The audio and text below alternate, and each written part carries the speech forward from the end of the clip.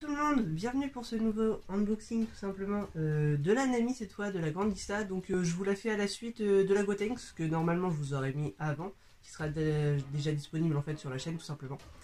Donc c'est pour cette petite Grandista de Nami. Déjà un point fort pour ma part, c'est que j'aime beaucoup la boîte pour des détails mais genre éclatés, mais j'aime bien. Genre là on peut voir Nami tout simplement en fait axé sur la tête et forcément sur les boobs parce que c'est Nami sinon c'est pas drôle.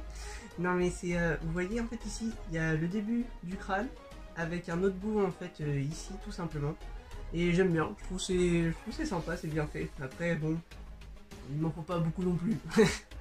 Voilà les gars, on peut voir du coup Nami sur ce côté là de la boîte tout simplement, la figurine entière avec un petit côté un peu de profil entre guillemets, mais voilà.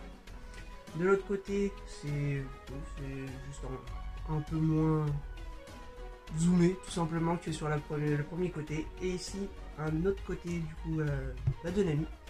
Donc bien évidemment comme d'habitude Grandista, donc Ban Presto, licence Toei tout simplement, Bandai pardon.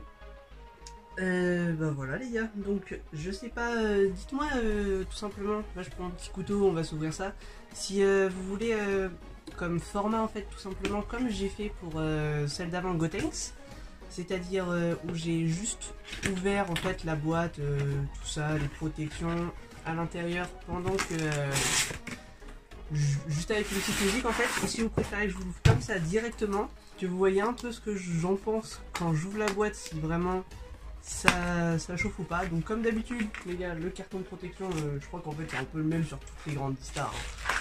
C'est un peu compliqué que ça. Tac. Alors, combien de pièces? Donc de ce que j'en vois les gars, c'est sympa.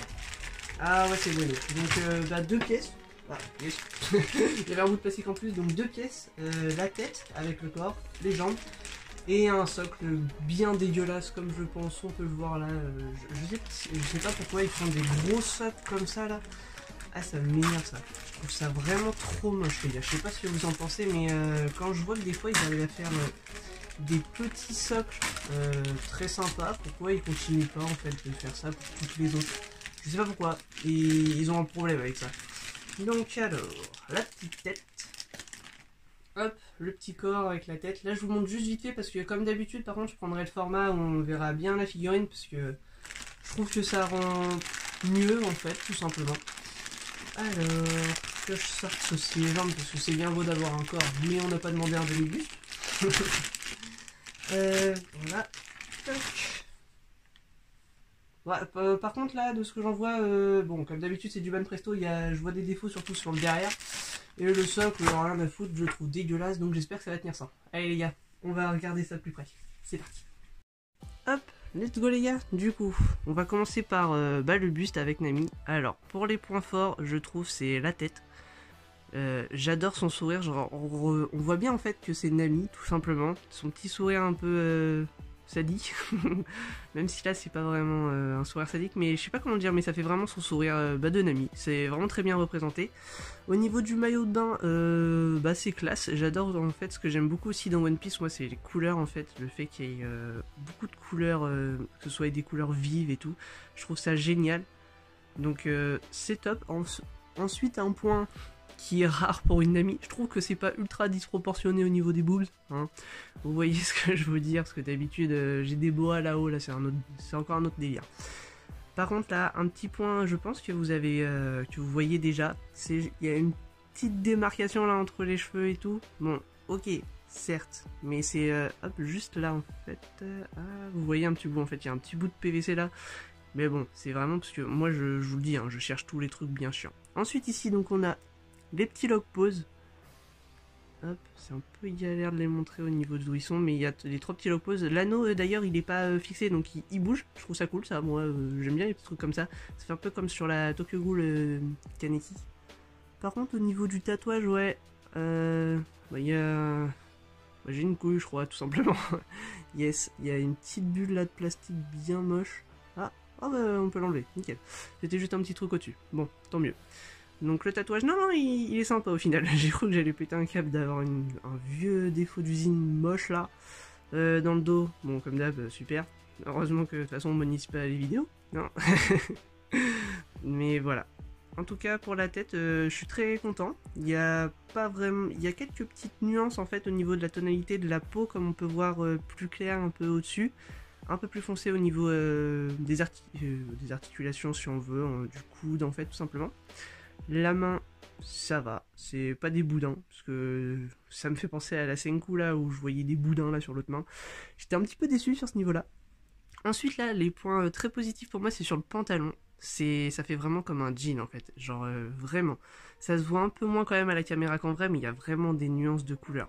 C'est-à-dire que on les voit quand même un peu, mais au niveau des pliures là, c'est pas juste la lumière qui joue sur, comme on a pu voir sur la Gotenks là, c'est vraiment génial. Après sur les chaussures, ça va, c'est sympa. Le derrière par contre c'est du Banpresto, hein, on met une couleur unie, on s'en bat les couilles, comme ça c'est réglé. Le petit... Ah, focus s'il te plaît. Là ici, bon. Génial, j'aime mon focus. Voilà. Ça c'est... Ouais. C'est un peu moyen quand même sur, au niveau de cet endroit là, sur les deux côtés. Je trouve qu'on peut voir en fait que ça déborde au niveau de la peinture et tout. Bon, le focus n'a pas l'air de vouloir nous aimer tout simplement aujourd'hui. Hop, je vous remets juste parce que ça va être un peu grand pour cet angle. Donc on verra un peu mieux comme ça quand même. Hein. Hop, alors, est-ce que ça va être une galère ou pas à remettre ça là-dedans? Alors, ah ouais quand même. Donc ça va, faut juste faire attention les gars au niveau de la main en fait ici. Sinon ça rentrera pas bien, mais sinon ça rentre très bien. Est-ce que ça tiendrait sans socle? Ouais, je pense que de toute façon, comme je l'ai déjà dit, comme moi ici c'est pas très droit, ça ne tiendra jamais. Mais le rendu global pour cette Nami est est juste vraiment super les gars. J'ai pas beaucoup de Nami, j'en ai une encore en Merry Christmas et je crois que c'est ma deuxième Nami, j'en ai pas beaucoup que j'aime bien. Et celle-là, elle est vraiment pas démesurée. Et j'adore en fait le fait avec le jean, tout simplement, ça me fait penser à une résine que peut-être certains avaient vu qui est très sympa. Et non, franchement, bien plus surpris encore que sur la Gotenks, parce que la Gotenks, je l'avais déjà vue. Cette Nami-là, non. Mais celle-là, ouais, vraiment, les gars, je vous la conseille. Ça fait... Il n'y a pas de démarcation au niveau qui est trop dégueulasse en fait tout simplement, à part je vous ai dit le truc des cheveux, mais bon, de toute façon majoritairement on ne le verra pas. Je vais juste prendre le socle pour voir si j'arrive à la faire tenir. Ouais non les gars en fait non, j'ai pris le socle quand même pour voir, mais c'est vraiment ignoble. C'est de la pâte à modeler bleu turquoise quoi. Et regardez-moi ça à l'intérieur, on a rien à foutre entre guillemets de l'intérieur, de toute façon quand on met la figurine bah c'est caché. Mais quand même quoi. Et puis, attendez, voir là quand même la grosseur du bordel quoi.